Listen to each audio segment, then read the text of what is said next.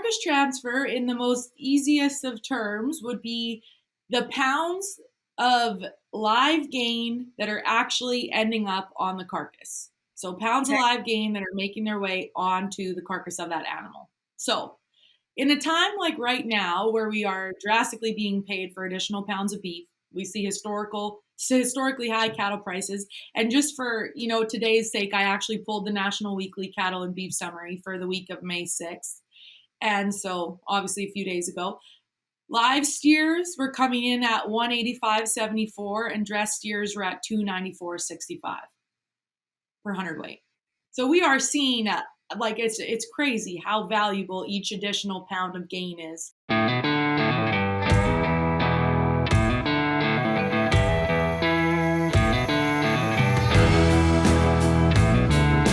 Welcome to the Beef Podcast. I am one of your hosts, Brandy Buzzard, and it's my pleasure to bring you the trending issues and topics with the best and brightest minds in the beef industry. Today, we are joined by Dr. Jessica Sperber. Dr. Sperber earned her master's in meat science from West Texas A&M University and her PhD in ruminant nutrition from the University of Nebraska at Lincoln. She is currently an assistant professor and feedlot extension specialist at UNL and focuses on the relationship between feeder cattle performance and carcass outcomes, in addition to several other things. We're going to talk all things feedlot today, so buckle up. Welcome to the pod, Dr. Sperber. Thanks for having me, Brandy. We are excited to jump right in. To start off with, just like, what can you tell us a bit about how you got involved in the beef industry, kind of your career path so far in your background? I know that there's a lot more below the surface than the 2 sentences that I read. So just, fill us in, please. Yeah, so I grew up, my family has a cow-calf and grain operation in central Alberta. So I grew up in the 4-H beef industry, showing cattle, doing carcass competitions, lots of interest in the live side of things. But what really got me interested in meat science was actually, I was a cattleman's young leader in 2016, 2017 for the Canadian Cattle Association. And during the interview process for the Cattleman's Young Leader mentorship, I actually was recommended to Ty Lawrence at West Texas A&M. So prior to that, I had no experience with meat science. I mean, I had never been in a large packing plant at that point in time, just small abattoir, but got a phone call from Dr. Ty Lawrence and ended up pursuing my master's degree there, where I worked on carcass cloning and had a live to dead study. So that was probably, my interest in, it tied my interest in well with live cattle all the way through harvest, which really sparked a lot of my interest in the packing industry and what cattle look like on the rail, and just how important it is what we're doing in terms of feedlot management and nutrition on what ends up on the rail at the packing plant at the end of the day. And so after finishing my master's, I kind of had more of an interest back in the live side of things, wanted to get some feedlot experience growing up cow-calf, masters in meats. And then obviously there was one missing piece of the puzzle in the beef sector, and that was the feedlot industry. So came to work with Dr. Galen Erickson at UNL, pursued my PhD in feedlot nutrition. Graduated from that in December of 2021, and I actually went back to Canada. My parents were pretty adamant that I went back, try it out just a little bit, see if I could handle the cold still. And so I moved back north for about 9 months. That's all it took for me to then come back south. And so I actually worked up there for a feed company doing technical service and support for their sales team in terms of ruminant nutrition and mainly in the feedlot side of things. And then this position got created at UNL, the feedlot extension specialist role. So I'm here, large extension appointment, do a little bit of commercial research, and then in addition, I have a 30% teaching appointment. So I'm fortunate to get to work with undergrad and graduate students on feedlot management related topics. So it's been a whirlwind over my 30 years. I just had my 30th birthday. So it's been a whirlwind, but it's been excellent. And I've been very fortunate to literally pair every sector of the industry together to understand the entire beef value chain. That's great. Yeah, you do have a wide variety of experiences there. And you did go from one climate, I was just thinking, you said if you could still handle the cold, you went from one extreme to the other, back and forth there a couple times. So, well, let's just jump right in when it comes to cattle feeding. You already said that you grew up in the beef industry and agriculture in Canada. And while there's strong similarities between agriculture in Canada and the United States, I have to imagine there's some differences too. So, I mean, can you fill us in on how cattle feeding in Canada differs from cattle feeding in the United States? Yeah, so I think Brandy, you mentioned it, right? There's a lot of similarities. I would say that, we definitely are the most two similar countries when it comes to beef production and the way that we raise our animals. In terms of the feedlot sector, I would say the biggest thing that, was different for me transitioning from Nebraska back to Alberta was obviously the feed stuff availability. And so coming from Nebraska, we have a large opportunity to include byproduct in the diet, right? Just in the form of distiller grains and wet corn gluten feed as a byproduct of the ethanol industry. We didn't really have a lot of opportunity for that in Alberta. There was a few feed yards that if they could get their hands on distillers grains, they were shipping it up there. But to the extent that we included in the diet in Nebraska, really the Alberta diet was completely different. And then in addition, for their concentrate or their grain, it's largely is barley. And so Okay. barley prices have increased as of late. And so they are seeing more corn being brought into the province of Alberta. So those diets are changing now. But in terms of a true grain, I mean, corn and barley are different in terms of energy and protein, and so that was a big learning curve for me, going from always creating all of my rations in the States in terms of corn based with byproduct addition, and then moving back home to utilizing barley and canola meal, which is very a very different blend, but ultimately getting us the same gains and performance improvements. Then when we talk about weather, I don't like the cold weather that much, and there are weather challenges. Yes, there are weather challenges in Nebraska, and especially in southeast Nebraska, where we have our university feedlot in terms of mud management, right?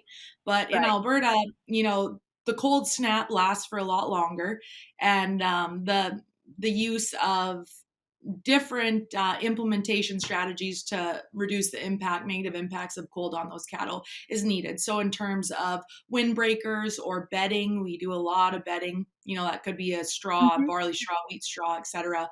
Not a lot of corn stalks being used as bedding up there, but a little bit. Those are being used for something Yeah, else. exactly. And so yeah, I would say probably the diet and just environmental challenges. But in terms of, implant, beta agonist use technologies, very, very similar across the board. Hmm. Obviously, now as we've moved into our new, the new world of implants in the States where we can only give one implant, if not, on label for a reimplant system in each phase of production. In the US, Canada doesn't have that in their realm yet. So they still have the opportunity to use, reimplant strategies in every phase of in the feedlot phase of production. Whereas obviously we are more limited in terms of implant use in the States now. So is Alberta the primary where most cattle feeding in Canada happens? Is that where most that happens? Yes, to my knowledge, it's over 40% Okay, of cattle gotcha. on feed. So there's a lot of cattle on feed in Alberta. Yeah. Predominantly, it would be central to southern Alberta. There are still, like, I mean, there's a few yards in northern central Alberta, but the majority of cattle feeding is in southern Alberta. We call it Feedlot Alley. Yeah. Oh, that makes sense. And then I have another question about the barley. So similar. So like, obviously, this will not be a surprise for you. This is for the audience. So there's a flavor difference between grass finished beef and grain finished beef. And so, regardless of what we all prefer, I don't think that anybody can deny that there's a different flavor profile. And so, calling on your meat science here, what kind of are there any flavor profile differences between like the diet where it's primarily barley and primarily corn? Like, is that something that's noticeable? Because I don't know that I can say that I've ever had like a whole muscle cut of beef from Canada. The last time I was in Canada, I was there for my husband's company that he works for is based in Quebec, and so in Mm. Montreal. And so we ate. He works in the pig and the swine industry, so we ate pork. So I don't think I've ever had Canadian whole muscle cut beef. So I don't know. Is there you tell me, or maybe there isn't. Just is there a difference in flavor between those two? Yeah, so interestingly enough, it depends on what side of the border you're on, because Americans will always say, "Oh, it's not corn-fed beef. It's it's just not, it's always a competition. It's not corn-fed beef. We notice a difference." And then Canadians will always say, "Well, you can tell it's not barley-fed beef." To me, probably the only real difference would be a little bit of a texture change, maybe Okay. a little bit of a flavor profile in terms of, I would say, a little bit corn raised beef, and this is not a meat science term, but more sweet and a little bit more sweet in the Okay. flavor, whereas it's a little bit more beefy on barley fed. But I mean, that changes drastically based on ration type and cattle type and location that they're being fed. So to me personally, I just think beef is beef, especially when it's raised conventionally like we have in Hmm. Canada and the US. But if you get on either side of the border, they'll always try and sway you one way or the other. I'm going to Canada in the fall, and so I'm going to make it a point to try to make sure to have some beef and see if there's a. I doubt I'll be able to taste anything. But I just want to try it. Well, Brandy, though it'll be labeled different though, right? So although the quality grade standards are almost identical in the two countries, it's labeled different. We don't have standard, select, choice, and prime. We have A, double A, triple A, and prime. So it's the Okay. A system, which is ironic because a lot of people say, "Oh, you're Canadian A," and it's like, yeah, well, even our grading system is an A. So is triple A the best? No, prime. So it's prime and then Triple A would be equivalent to choice. okay, Yeah. gotcha. Because I was thinking I was thinking in sports phrases that like triple A baseball is not very good. So that's where my brain went. Or, triple A baseball isn't as good as like, you know what I mean, as like the big leagues. And so my brain was backward there. So I'm sorry. I'm a Royals and Chiefs fan, and the Royals are actually doing well right now. So I my brain was in baseball from listening to that this morning. So well, that's really interesting to hear like just the differences there. I mean, I think that somewhere I heard that, there's 1,000 ways to raise cattle. And so it's just and to achieve the same, the same goal. And so I find it very intriguing to see the differences between production systems, nutritional plans, things like that. I find that really interesting. So, I just thank you. I found that very intriguing. Um, so in feedlots, I know that this is something that you're passionate about and that we said we're going to get to. And so not all feeder cattle are created equally. I think that, you specializing in feedlot cattle know that very well. Um, how do you manage heifers differently than steers in a feedlot for those of our listening audience who are not well versed in feedlots? Is that something you could touch on a little bit? Of course. So, I think it's important to start with where we usually are in terms of heifer numbers and cattle on feed, right? So on any given year, heifer numbers or heifer on feed is anywhere from 37 to 38%. So total cattle on feed, heifers take up about 37 to 38% of that. Because of the extreme tightening of our cow herd that we've gone through for the last 4 years now, or 3 years, I guess, because we're down since 2020 about 10% of the beef cow population, we were seeing a lot more heifers making their way into the feedlot system. And this is just because we weren't keeping them as replacement females for breeding and they were going into the feedlot. And so, January 1 numbers, we were, sitting pretty high up at nearly about 40% of heifers on feed, which is up quite a bit, right? That 2.5% is a lot of animals when you look at the broad scale of the U.S. beef industry. However, the April 1 cattle on feed report, and this was reported by Dr. Darrell Peel out of Oklahoma State, he Mm-hmm. actually mentioned that it's down to 38.5% total cattle on feed. So this might be an inkling that we are retaining more females into the cow herd. So we might be in that rebuilding phase. Just for reference, when we had the bad drought in 2013, 2014, and heifer numbers in the feedlot increased and cow numbers decreased, that number got all the way down to 34% of total cattle on feed, 34% heifers of total cattle on feed in the feedlot in order to build back up the cow herd. So, 38.5% is a long way from the 34% for the Yeah. rebuilding. So we still do, we have a lot of heifers in the feedlot.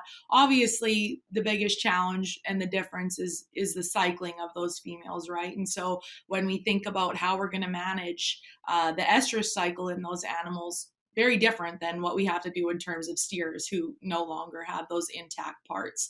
And so, our biggest comment to producers always, and maybe guys who are just getting into feeding heifers, is you got to make sure pregnancy check, make sure that those females are not Yes. coming in pregnant. So that can be done obviously multitude of ways: rectal Yeah. palpation, blood tests, ultrasound. And so as soon as you know that they're either not pregnant or pregnant, now you can move forward with knowing what you're going to do with those females. So if they are pregnant, maybe you remove them from the feeding group. And or if they are pregnant, maybe you use an abortifacient. That obviously has to be a conversation with your veterinarian in terms of use. A lot of people aren't aware, but abortifacient, the dose will change based on the age and the weight of the heifer. And so it's important to, discuss those with your veterinarian and what's appropriate for the group of cattle that you're looking to feed. In terms of I did have an interesting conversation with the producer one time. Well, I know that a few in that pen are bred, but she's not going to be anywhere near calving by the time I ship her to the packer.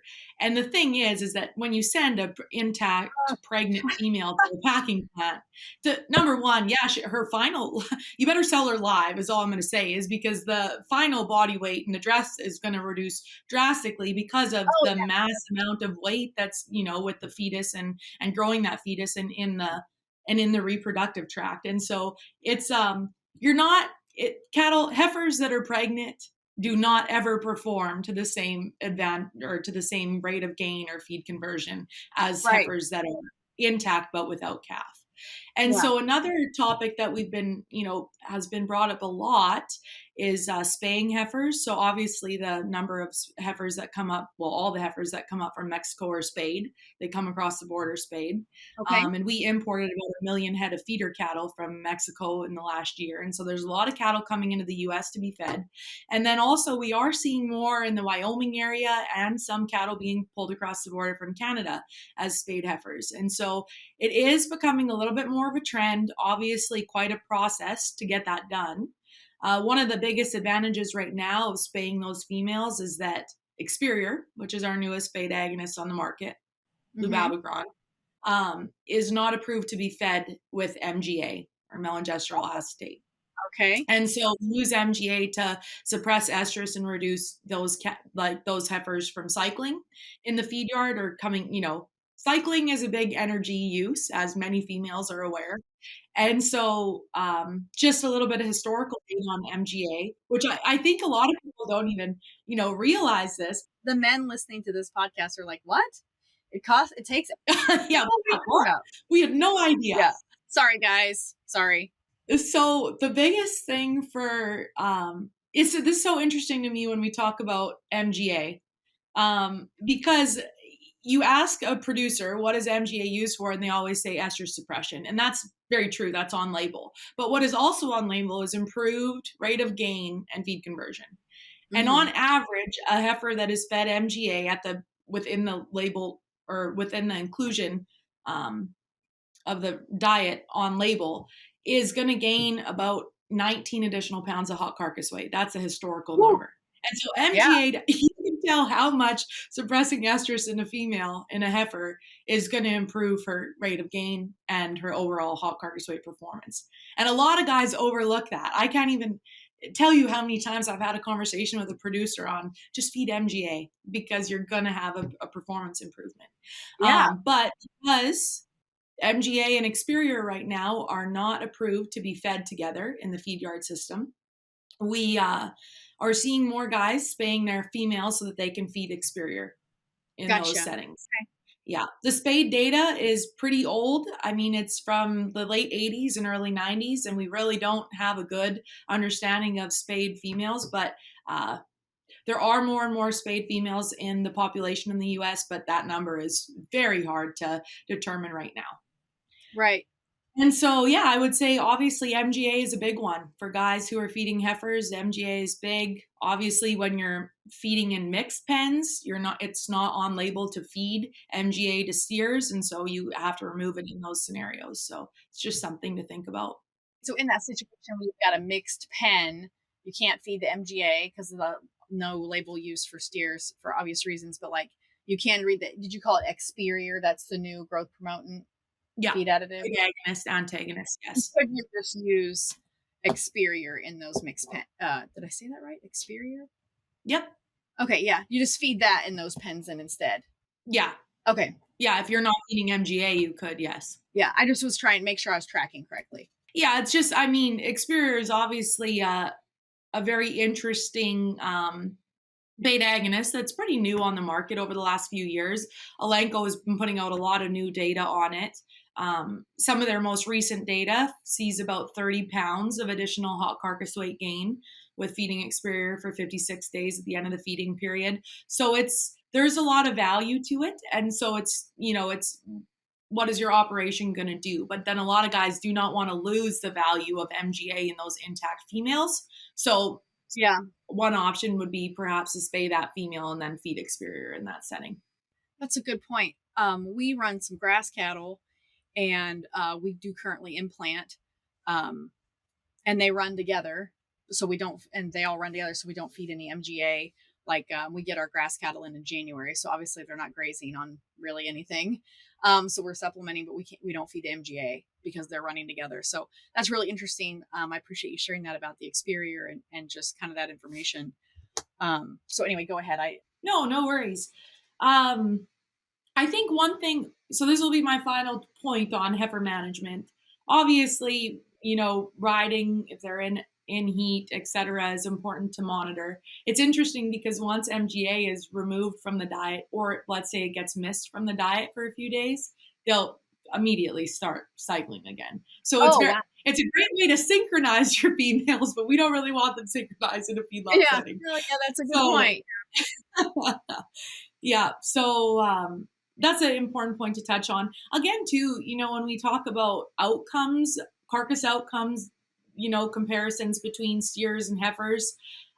Steers, you're going to worry if you're going to long day feed, so increased days on feed, you're going to worry about those heavier hot carcass weights. Rarely do we see them come into a yield grade 5 scenario where we're getting discounted for yield grade 5, sometimes yield grade 4s. Heifers, on the other hand, very rarely do they have a hot carcass weight discount.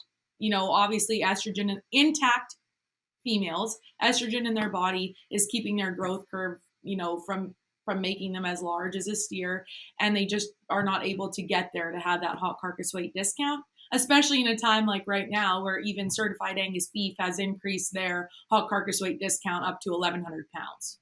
And Hmm. so a lot of the packers, because of how we're feeding cattle, there's a lot of incentive to feed longer days on feed, which I think we'll get into that a little bit here. But you know, heifers, we don't often worry about them being heavy hot carcass weights. Yield Right. grade Yeah. 4s and 5s, we do worry about. And so, just because of the nature of a female, obviously an intact female puts on fat, more ability for fat deposition in her body, less for muscle. And so we do see those females or heifers in the feed yard having more opportunity to get a discount on yield grade 4s and 5s. But then the opposite side of that is that marbling in those females is often better in comparison to Yeah. steers. And so Yeah. on the latest national beef quality audit, heifers and steers, so percent of prime from steers and heifers increased over steers by 1.8% in prime outcome. That's impressive. That's good to know. Yeah. Um, well, I would love to keep talking about growth promotants because the way they relate to consumers and just that whole Pandora's box. But I know that you are very excited about talking about carcass transfer. And so I want to give you time to talk about that because we talked about that to our audience. We were talking off air before the episode started, and she just like lit up when I mentioned this. So I want to make sure that you have a chance to talk about it. I am not really familiar with carcass transfer. It really piqued my interest, so I'm just hoping you can explain that, what it means, its relevancy. I know that you were speaking about a paper that's being picked up that you authored, so let's just kind of delve into that. Yes. So carcass transfer, in the most easiest of terms, would be the pounds of live gain that are actually ending up on the carcass. So pounds of Okay. live gain that are making their way onto the carcass of that animal. So in a time like right now, where we are drastically being paid for additional pounds of beef, we see historically high cattle prices. And just for today's sake, I actually pulled the National Weekly Cattle and Beef Summary for the week of May 6th. And so obviously a few days ago, live steers were coming in at 185.74 and dressed steers were at 294.65 per hundredweight. So we are seeing like it's crazy how valuable each additional pound of gain is on that Yes. animal. And so when we talk about carcass transfer, we really see, so some will often associate that with dressing percentage, right? The amount of carcass that's coming, or that weight of the carcass that's coming off of the live animal. But when we truly talk about carcass transfer, we can relate that back to the feeding period. And so as we are feeding for longer days on feed or extended days on feed, past, like, let's say about 1,200 pounds in that animal, we will see this carcass transfer start to increase, which, I mean, can get up to about 88%. Common dressing percent in the United States is 64%. We Mm-hmm. take that number because it's the average dressing percent over that animal's feeding period. Average feeding period in the US for steers right now is about 200 days on feed. That's come up a long way. Average for heifers is around Yeah. 190. It's increased. A lot. Yeah. And so the question that we were getting a lot about a year and a half ago, when we were, seeing this, okay, the gap of, or the number of feeder cattle is going to tighten. Packers are going to need additional pounds on every animal that they put on the rail. How long do we feed for? And the stigma around long day feeding was that cattle would completely fall off in terms of average daily gain and feed conversion. Yes, those do decline. There's no doubt about it. And I'll, send the viewers or the listeners over to Gallion's paper in 2023. He did I think it's a 6 and 7 study summaries of Merck animal health data, phenomenal Mm-hmm. serial slaughter data, and actually did regressions on those so that we can see the slopes of every additional day on feed. This is how dry matter intake changes, average daily gain changes, and feed conversion. So definitely go check out that paper for some really good regressions. So it's very obvious that feed conversion reduces, average daily gain reduces. But then when we look at hot carcass weight, it just increases. It continuously increases. And so a lot of our serial slaughter studies in the US are done on a 42. So they'll do like 21 additional days on feed, 42 additional days. And that means that you're harvesting groups of cattle at those different days so that you can determine what carcass transfer was like, and then put values back, live performance values, on a carcass adjusted basis. So live average daily gain and live feed conversion are going to look different from carcass average daily gain and carcass feed conversion, especially when we increase days on feed or feed longer in the feeding period. And so Right. one of the biggest advantages is that as we feed for longer, hot carcass weight is obviously increasing. We're getting paid for hot carcass weight. And oh, by the way, right now, I think the number came out a couple of weeks ago or last week, for the first 4 weeks of April, or for the 4 weeks of April, steers were up 25 pounds in hot carcass weight year over year, and heifers were up 21 pounds in hot Yeah. carcass weight. Wow. So, Brandy, what does that tell you? We're feeding them way longer. Oh yeah, they're on feed longer. I mean, it just makes sense to. Yes, exactly. It makes sense, right? And so, especially when we talk about what the choice select spread is doing, and I don't know if you pay attention to the national weekly summaries and et cetera. I often No, find myself reading them daily, but no, I don't read those very often. No, I don't. yeah, so the choice select spread right now, and it's been a hot topic, but it's come down for the week of May 8th. It was 842. So this is, the spread that we see in box beef between choice and select carcasses. That is astronomically low compared Oh, to a year ago today and the 5-year average. Like, I mean, it's absolutely. on average from 2023 on that same month was around $22 spread. So it's come down drastically, which Yeah. tells you that the packer just wants to accept cattle because they need additional cattle Yeah. on the We rail. just need beef. Yeah. But we feed, yeah, right. When that choice select spread gets really high, it means, hey, feed for longer. Make sure that your cattle are hitting a choice quality grade, because as you increase days on feed, we also see that increase in quality grade. Yeah. And so, yeah, Brownie, you mentioned University of Nebraska, we had some serial slaughter data done that was completed in 2014. And as, some universities, that student moves on before it's published, and it was published in our beef report. So this has been in, public press essentially for 10 years. And so all of our research trials that we do here at Nebraska do get published in our Nebraska beef report. Okay. And the study was done 10 years ago, and I undertook it over the last year to make it published. And it just got accepted into the Journal of Translational Animal Science. So it's exciting to have it finally published. It was individual animal feeding. So we used a Grow Safe system out at North Platte feeding facility. So Gotcha. it's interesting to have, that dry matter intake data on an individual basis. But what I found the most interesting was, yes, hot carcass weight now, 10 years later, is astronomically higher than what the hot carcass weight was in this paper. But what's Yeah. super interesting is that even with long day feeding, and in this paper, the long day feeding was like 180 days. That's a short day feeding for Yeah. us now.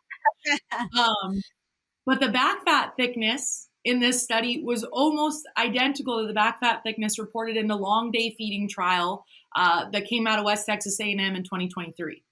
Mm-hmm. And so it's so interesting because genetic improvements in our ability to use beta agonists and growth promoting technologies, we've increased hot carcass weight at such a drastic rate. Quality grade has improved, but our back fat thickness in this study was very, very similar across the board. And so it just shows like the change in technologies and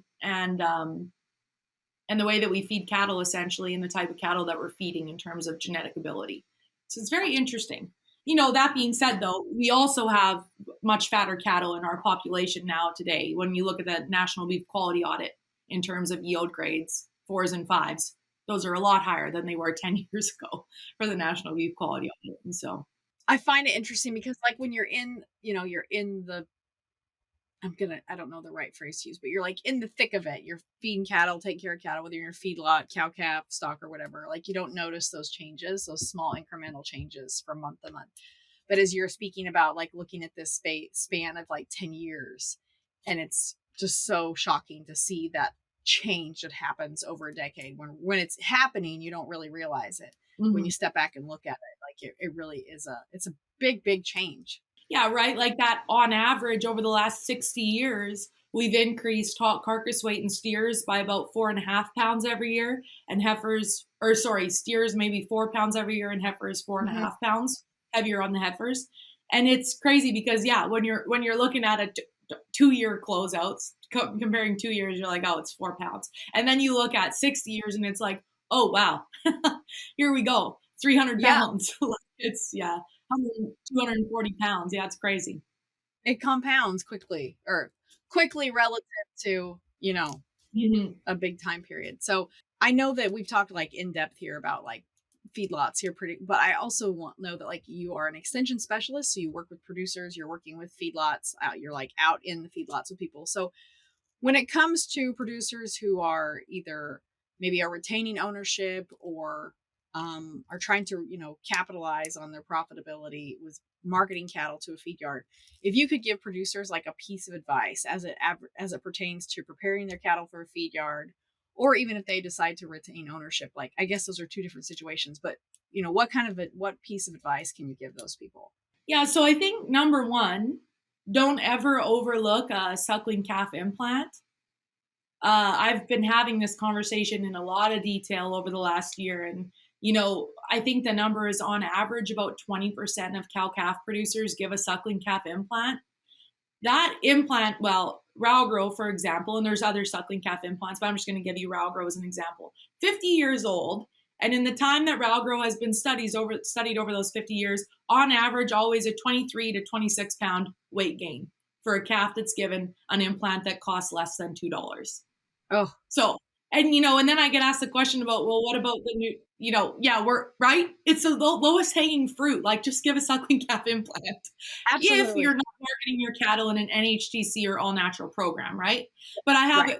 But that would suggest that 80% of our cattle that of our calf crop, our calf feds, are being marketed into all natural or NHTC program, and we know that that is not true. It's a niche market. And Right. so Yes. my biggest comment is use a suckling calf implant. I don't care which one you use, but use one. And it's not an additional person at branding, et cetera. It's such a quick and easy process that literally you're giving a vaccination. Now you can give your implant as well. Yeah. And I mean, there's a lot of literature, and we can get into this in a lot of detail, Brandy. But for any of our consumers listening that maybe have questions on growth hormones and impact on beef, we see no residues transferring over into those beef animals. And when you look at the true difference between 4 ounces of soybean and 4 ounces of beef. It's the nanograms increase about 220,000 for a 4 ounce soybeans versus 4 ounces of beef. And the difference Yeah. between implanted beef and non-implanted beef is the difference of about 1 nanogram Yeah. of hormone, circulating hormone. And so it's very safe. It's uptaken by the animal, and it's a repartitioning agent. So it repartitions energy from fat into muscle tissue, and that muscle tissue is beef. And so there's a lot of opportunity. So I would say use a suckling calf implant, and don't ever forget your best management practices. I think that a lot of well, not a lot, I'm not going to say that, but I think that when we saw astronomically high cattle prices in the last year, guys wanted to capitalize on that. If the market was the highest that it had ever been for 4-weight calves or 5-weight calves, they were getting rid of them. They weren't doing their best management practices. They weren't weaning. Yeah. They weren't, maybe in some scenarios, they weren't even giving vaccines. They weren't doing the regular best management protocols that they knew. Yes. They just wanted to capitalize on it. And at a time when every pound is worth like over $3, why would you not be? Why are you not doing your best management practices? And I think that that's just a point that I want to make for everybody in the cattle feeding world and in the cow-calf world. Your best management practices are going to favor you when prices are high and when prices are low. So don't ever forget about those. So, pre-weaning protocols, we have some really interesting data on calf feds, and, every time that we see some type of weaning protocol go with those calves, that, let's say they're not weaned on the truck before they head to a feed yard, the calf fed performance is improved in terms of rate of gain and feed conversion. You kind of hit the nail right on the head there. Like, best management practices are best management practices for a reason, right? Like, they're not just throwing a dart and throwing spaghetti at the wall and see if it sticks. They're best managements for a reason. Yes. Just, you kind of cut out again at the beginning, so I just want to make sure that the audience can hear. She said at the very beginning, the piece of advice is a suckling calf implant. And so I just want to make sure that our audience heard that. A suckling calf implant was like 26 or 28 pounds of additional growth. 23 to 26 pounds. Yeah, 23 to 26 pounds of additional. Conservatively, we can call it 20 pounds even, right? There, 20 pounds for $2 is worth it. Yeah, I mean, why wouldn't you do that? So I think that's great advice. And you're right, we have seen a lot of people, just, for lack of a better phrase, I'm just going to say strip them and ship them, because they've seen these. I've worked in the breed industry world, and so we see that. But you're right. Are you leaving money on the table by not adopting those best management practices? And then you mentioned the growth promotants and like consumers. I honestly don't know what the consumer listening numbers of this podcast are. However, I do know, even within our own beef community of beef producers and stuff like that, there are some people who really have some trepidation and skepticism about growth promotants. And some of our biggest critics of growth promotants are in the beef industry. So I think it's important what you said there, like the difference between a 3-ounce serving of implanted beef and a 3-ounce serving of non-implanted beef is like a difference, I think you said, of like 1.5 nanograms or something like that. For our audience, a nanogram is like a decimal and then like 8 zeros and then a number. So a nanogram is like, it's nothing. So it may not be, I may have the number of zeros wrong, but it's not very big. So I just think I'm really glad you reiterated that. That's really important. You and I could have a very fun, interesting conversation in another episode, perhaps, about consumer trends and talking about, how to communicate with them about beef production practices, things like that. So those were all really, really great points. Thanks for making those. Mm-hmm. It's time for our famous 3. To wrap up with this, we're coming in on the end of the episode here, but just to wrap up, I ask all of our guests the same questions, and I gave you a heads up on these so that you wouldn't be, hopefully you weren't blindsided, but we ask the same 3 questions of every guest. And the first of those is, what is your favorite beef or cattle related book or resource? It doesn't have to be a book. I have had a couple people say it was a certain person. So fire when ready. This is spoken like a true recent graduate of a PhD in feedlot nutrition, but the nutrient requirements of beef cattle, that's one of my faves. I use that as a resource often. But I also do want to shed light on a few other really good websites that newsletters that I subscribe to. So UNL, we have our Beef Watch, which is an extension-based newsletter essentially. So you just go to beefwatch at unl.edu. And then I also want to shed light on Cow-Calf Corner, which comes from Oklahoma State University. Dr. Daryl Peel's segment is always my favorite on there, and he does a great recap of what's going on in the markets, what we're seeing in terms of cattle on feed numbers, etc. So I would definitely say Beef Watch and Cow-Calf Corner are two of my favorites. Well, I have put those in our show notes. So if anybody wants to, those will be in the show notes. If you're listening to the episode, you can go and sign up for those and listen to those. So those are great resources. I often read Dr. Peel's columns throughout the month too as well. I actually just read one about how much beef exports and imports the other day. So it's always good information from him. Yeah, wasn't that one interesting? Yes. I know. That one was very interesting. Yeah. Okay, so moving on, what is a book not related to the beef industry that you are currently reading? Or if you were like me and you're like bounced to 3 or 4 different books at a time, what is a favorite book that you have? So Atomic Habits by James Clear. Okay. I'm working my way through it right now, and I really like that book. And I think too, for, as a graduate student, any graduate students listening, they're like, yeah, we don't read anything other than literature. Yeah. But I think there is a lot of value in reading something that can actually like relax your mind, but also improve you in other ways outside of just your professional understanding of animal science. So highly recommend. I agree. I read a lot more in college, honestly, and grad school than I do now, to be completely honest. So grad school is maybe the best time to read because you maybe don't have a family or a cow herd or a full-time job. So just throwing that out there, grad students, your life is probably not going to get less busy as you move on from here. So, and then our last one is, when you think of someone that you look up to or admire, what is a trait that they have that has enabled them to be successful? Yeah, so I would say I need 2 words for this. I would say persistent in pursuing their goals, making sure that things get done and doing the things when they say they're going to do the things. But then also being empathetic. So, that empathy to me is huge, and you don't know what people are going through daily. And so just trying to put yourselves in their shoes. And I mean, graduate student advisors have to do this often. But it's very important to be empathetic and just treat people with kindness. And some of my biggest mentors to me are relentless in the pursuit of their goals and dreams, but they also are very empathetic and they leave a lasting impact on everybody that they engage with. And so I think that's so important. And I'm not going to make a broad sweeping statement about empathy and things like that, but I think that I just think you hit the nail so squarely on the head there. And I'm going to sum it up in 2 words, and basically accountability and empathy. And I think that, I wholeheartly agree with you. Those are such valuable assets or like characteristics that are kind of like intangible now, like you don't realize it's not like empathy is hard to measure. It's not like a plaque you can hang on the wall or something like that. It's not an achievement. It's like a self-development journey. But like, I so respect and appreciate people, particularly in the professional world, who are empathetic. And I don't think that can be valued enough. And then accountability, like they teach, what do they teach us that in like elementary school? Like if you say you're going to do something, do it, like that's one of those, it's right up there with the golden rule for me. So those are fabulous traits. I wholeheartedly agree with those. So yeah, I'm glad to hear those. Unfortunately, that is all the time we have for today.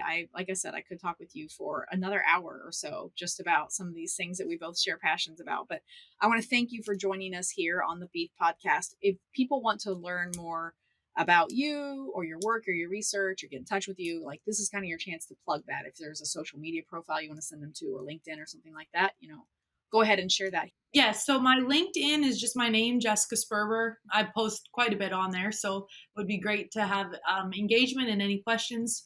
But also I run the Instagram and Facebook page for UNL Feedlot Extension.